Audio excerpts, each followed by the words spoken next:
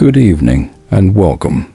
You've found your way to calm, boring, sleepy history, a quiet corner of the internet where the shadows of the past unfold slowly, gently, and always without haste. Tonight, we drift back to the hushed drawing rooms and rain-damp cobblestones of Victorian Britain, a world of silken gloves, calling cards, and courtships that moved with the patience of a clock's steady tick. This is not an era of whirlwind romance or breathless proposals. No, Victorian dating was a world of subtle signals, unspoken rules, and a rhythm as deliberate as tea cooling in a porcelain cup or ivy climbing a weathered stone wall. We'll move through 4 peaceful chapters tonight. First, we'll immerse ourselves in the everyday lives of ordinary Victorians, navigating the delicate dance of courtship. Then, we'll linger with a notable figure whose romantic life was as intricate as the lace on a debutante's gown. Next, we'll explore a curious custom, hidden language that shaped love in silence. And finally, we'll draw back the velvet curtain to glimpse the upper class, where dating rituals were bound by the tight corset of tradition. So let your thoughts slow. Let the weight of the present fade.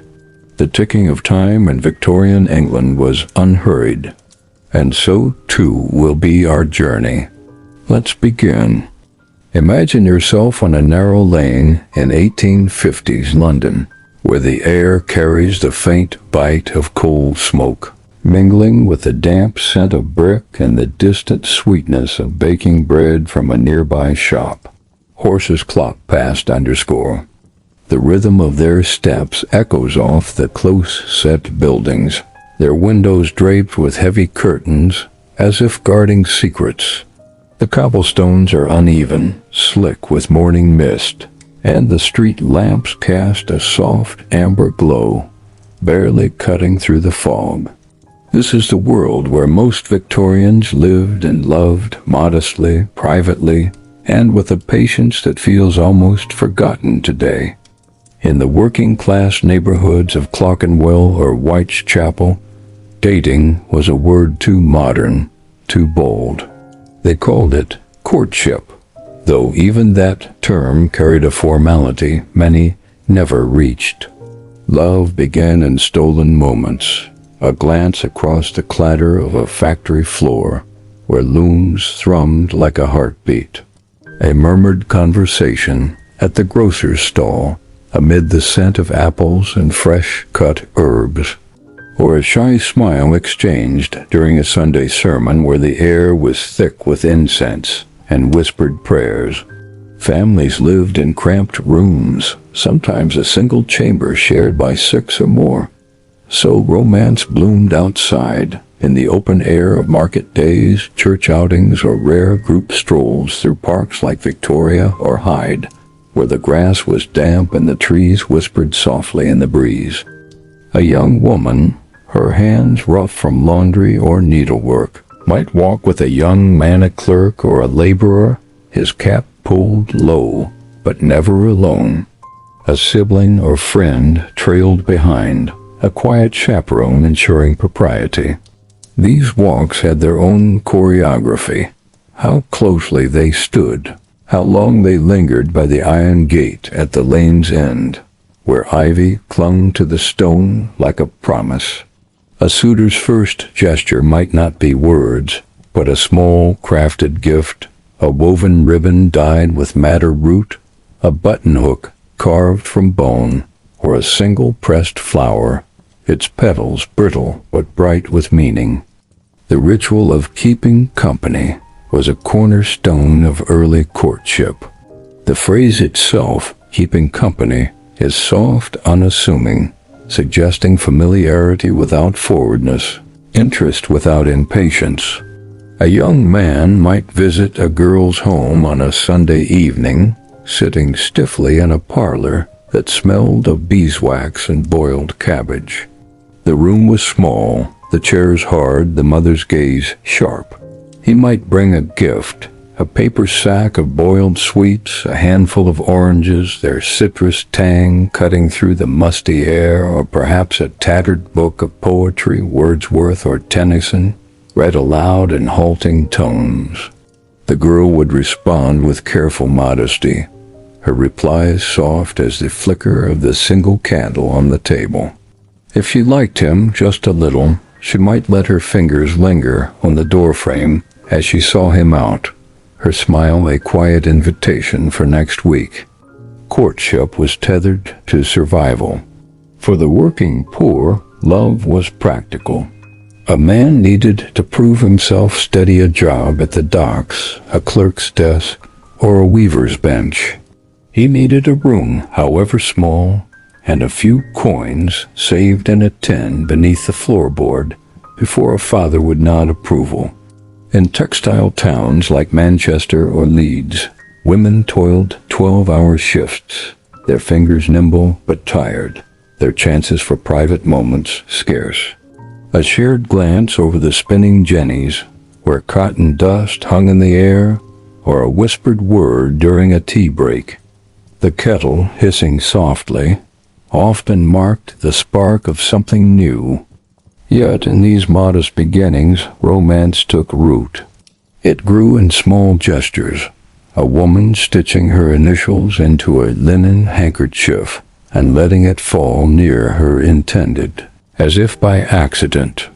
A man offering to carry water from the pump, its iron handle cold under his palm, or escorting her home through a fog so thick it hid the stars. Affection lived in the pauses when the clamor of the city stilled, and the world seemed to hold its breath. A girl might pin a sprig of lavender to her shawl, its scent a faint defiance of the cool, heavy air. A man might save a penny to buy her a ribbon, its color chosen to match her eyes. The streets were not for grand declarations, but for quiet, repeated encounters. You might pass the same person a dozen times by the baker's, the butcher's, the churchyard gate before a word was spoken. There was comfort in this rhythm, the same faces on the same corner, the same hollyhocks blooming behind a rusted fence each spring. Courtship mirrored the seasons, slow, cyclical, inevitable. A couple might meet at a fair where the air smelled of roasted chestnuts, and the sound of a hurdy-gurdy drifted faintly, or during a village dance, where feet shuffled to a fiddler's tune on a barn's worn floor. As affection deepened, a more formal phase began. They call. A suitor would arrive at the girl's home, perhaps with a letter of introduction if he came from another parish, written in careful ink on coarse paper. In villages, no letter was needed. Neighbors noticed everything, their eyes sharp as needles. He'd sit upright in the parlor, the air heavy with the scent of tallow candles, and stew simmering in the next room. She'd pour tea, her hands steady to avoid a spill, the china cup chipped but polished. Their talk was delicate weather, hymns, a neighbor's new cart, never straying to the heart's louder desires. If all went well, they might walk out together on Sundays, hands brushing but never alone, the village green soft underfoot, the church bell tolling in the distance. Engagements were practical, not passionate. A man might wait years, saving wages from a mill or a shop, to afford a ring, a simple band, perhaps with a garnet or a pearl or a home, even just a single room with a shared privy. Couples exchanged letters, written slowly on cheap paper, or modest gifts at Christmas, a knitted scarf, a carved wooden spoon. But solitude was rare. Even betrothed, they were watched by family, by neighbors, by the unspoken rules of the era. Passion was deferred, folded away like linens in a cedar chest. Everything waited. Yet love could flourish. In a world of watchful eyes and measured steps, couples built bonds of patience, and quiet endurance. Some became partners in every sense, sharing lives of routine mending socks by lamplight, stirring porridge over a low fire. Others parted quietly, with few words and fewer tears. Disappointments were born softly, like a sigh in an empty room. Life moved on, steady as the Thames. The world of Victorian courtship was a slowly turning wheel, quiet, purposeful, never rushed. Its rhythm restrained, watchful, full of yearning glances, invites us to slow our own pace, to imagine falling in love at the speed of a single glance per week. Picture a girl at the gate of a terraced home, her bonnet slightly askew, waiting to see if he'll call again. Rain falls softly on slate rooftops. A kettle whistles inside. The evening grows still, and the world holds its breath. Let us now shift gently upward to the palace halls where royalty moved more slowly than the carriages rattling outside, where emotions were tucked beneath the weight of crowns. We turn to a romance as restrained as it was enduring, the courtship of Queen Victoria and Prince Albert of Saxe-Coburg and Gotha. It began with diplomacy, not desire. Victoria, heir to the throne, knew marriage was inevitable, but she was not hasty. Suitors, dukes, princes, minor nobles paraded through court, each assessed by advisors and family. Albert, her first cousin, arrived in 1836 when Victoria was 17. Their meeting was formal, held in a drawing room heavy with the scent of polished oak and beeswax. Chaperons hovered. Crystal chandeliers gleamed above. Yet in her journal, Victoria's pen traced soft wonder, asterisk, so excessively handsome, such beautiful blue eyes, an exquisite nose, and such a pretty mouth. No betrothal followed. The monarchy's wheels turned slowly. Albert returned to Germany, and Victoria ascended the throne in 1837, barely 18. Expectations thickened like London fog. A rushed marriage or the wrong match could weaken her reign. So she waited, her quill scratching out letters to Albert across borders. Their correspondence was polite, filled with inquiries about health and weather, but beneath the formalities, admiration stirred like embers. In October 1839, Albert returned to Windsor. Victoria, now queen, held the power to propose. On the day of their reunion, in a room scented with lavender and old leather, she asked for his hand. He accepted with quiet humility, but the wedding waited, delayed by protocols, papers, debates over titles, and allowances. For months, Albert remained at her side, always observed, his boots polished to a mirror shine, his German accent softening with each English phrase. They married in February 1840 in the Chapel Royal at St. James's Palace.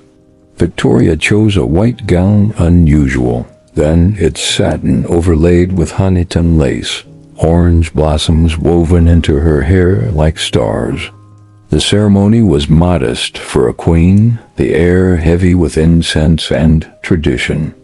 Every vow was measured, every gesture weighted with centuries of expectation. Their courtship did not end with marriage, it merely shifted. Victoria's diaries brimmed with adoration. Albert was her angel, her dearest.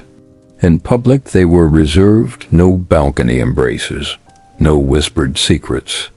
Their love lived in glances, in walks through Windsor's gardens where roses nodded in the breeze, in evenings spent with sheet music and candlelight.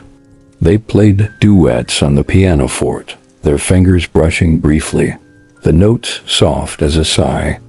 Their bond was not without strain. Albert, brilliant but foreign, felt England's cool scrutiny. Victoria was willful, her temper flaring like a struck match. They argued over politics, over precedents, but their quarrels never broke the foundation they'd built. Slow, solid, rooted in mutual respect. 9 children arrived, their nursery a clamor of laughter and cries. Yet Victoria and Albert found quiet moments reading Goethe by firelight, strolling paths lined with damp ferns, planning reforms over tea scented with bergamot. When Albert died in 1861, Victoria's grief was a silent tide. She wore black for 40 years, his runes preserved like a museum, his memory a shadow in every corridor. Her love, even in mourning, was quiet, not a storm, but a steady rain. Their courtship had begun slowly, grown gently, and never truly ended. It was woven into her life, as it was for so many Victorians. Even a queen could not escape the era's measured pace. She simply lived it under a crown. Picture the gas lamps flickering along Buckingham's halls, footsteps soft on marble floors. Imagine Victoria at her desk, a single candle burning, her pen tracing Albert's name, recalling a time when love was new, slow, and full of promise. The ink dries, the Thames flows on, unmoved by joy or sorrow. Let us now turn to a quieter custom, one that shaped courtship in whispers and petals. We drift now into a world of symbols, where words were forbidden but flowers spoke. The language of flowers' florography was a secret code, letting Victorians say what propriety silenced. Picture a garden on an English village's edge, the air cool with dew, heavy with rose, lavender, and honeysuckle. Each bloom held meaning. A red rose meant love, but its shade mattered. Crimson for deep passion, pink for gentle affection. A sprig of ivy whispered fidelity, rosemary remembrance. Even a leaf could shift the message, like a comma in a sentence. Couples bound by chaperones and convention spoke through tussy-mussies, small bouquets wrapped in lace or ribbon. A daffodil beneath a violet meant new beginnings, cloaked in modesty. A marigold sent in haste could warn of jealousy or pain. The beauty lay in ambiguity. To outsiders, a bouquet was merely pretty. To the recipient, it was a letter without ink. Books, some slim, others ornate, with watercolor plates decoded these meanings. Florists became confidants, advising on blooms to express hope, regret, or unspoken devotion. The act of giving flowers had its own grammar. A bouquet offered with the right hand said yes, the left no. Upside-down blooms reversed their meaning, a white camellia. Upright meant admiration. Inverted, it hinted at resentment. These subtleties allowed silent conversations, entire dialogues in petals and stems. Widows wore violets for mourning. Sisters shared lavender for comfort. But in courtship, florography was most intricate, a lifeline for those too shy or too bound by etiquette to speak. By the century's end, florography faded, its meanings reduced to decoration. Yet some echoes remain. Red roses still mean love, though few recall that yellow roses once hinted at jealousy or sometimes friendship. The code was fluid, shifting with time and place, its charm and its fleeting nature. Imagine a girl in a modest dress, standing in a garden, clutching a bouquet of lavender, fern, and a wild rose. She waits beneath a beech tree, its leaves whispering in the breeze. Her message, crafted in scent and color, speaks what her voice cannot. Across town, a boy studies a similar bouquet by lamplight. Its petals a puzzle he deciphers slowly. The garden fades, but the language lingers like perfume in a sealed room or a letter pressed between book pages. Now let us ascend to the drawing rooms of the elite, where courtship was a dance of lineage and reputation. We climb marble steps, past manicured lawns, into parlors scented with beeswax and imported roses. Here, in the upper class, courtship was a performance, choreographed by tradition and watched by society's sharp eyes. Picture a stately home during the London season, chandeliers casting light on gilt mirrors.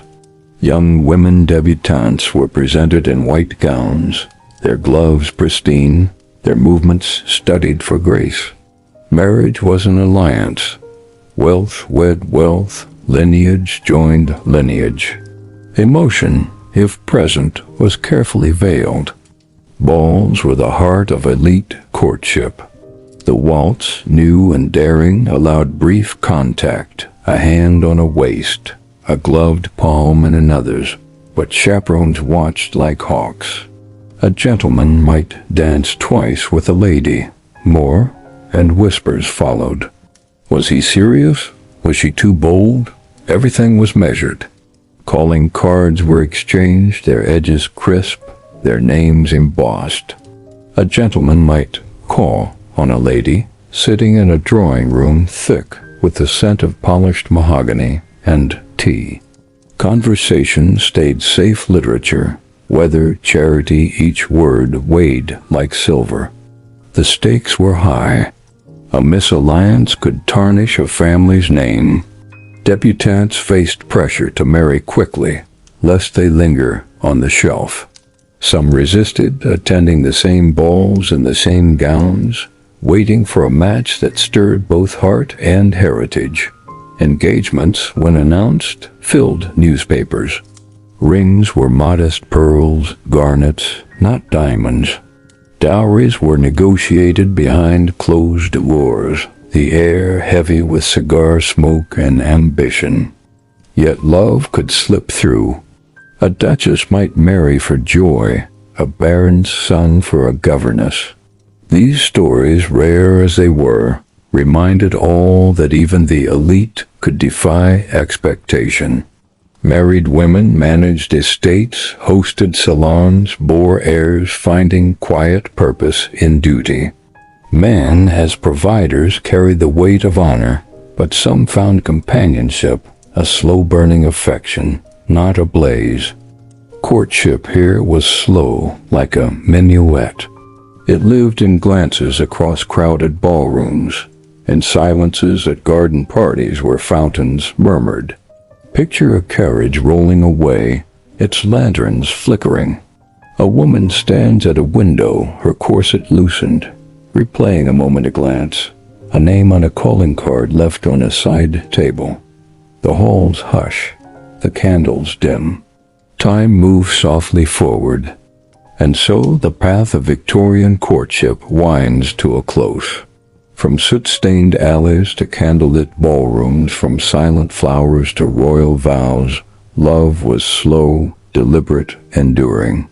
As you rest, imagine that pace, no texts, no haste, only petticoats rustling, stairs creaking, boots tapping on wet stone.